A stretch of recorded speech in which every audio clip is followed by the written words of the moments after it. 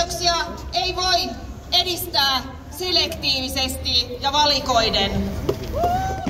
Me kaikki olemme yksiselitteisesti tuominneet Hamasin iskun siviilejä kohtaan, mutta sen jälkeen tuntuu, että maailmassa vallitsee korvia huumaava hiljaisuus.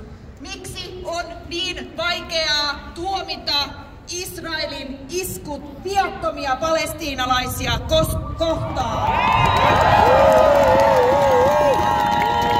Kansainvälinen humanitaarinen oikeus on yksiselitteinen. Myös Israelin on noudatettava yksiselitteisesti sitä. Länsi seuraa tällä hetkellä mykkänä vierestä, kun Israel kostaa kollektiivisesti viattomille palestiinalaisille. Länsi seuraa hiljaa vierestä, kun maailman suurinta avovankilaa pommitetaan.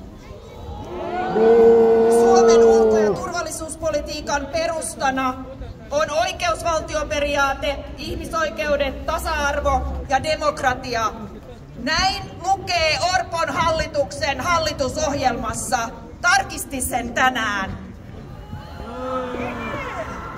Tuntuu, että nämä sanat ovat täysin vailla merkitystä, sillä Suomi äänesti juuri tyhjää YK:n vaatiessa humanitaarista tulitaukoa, jotta apu saadaan perille.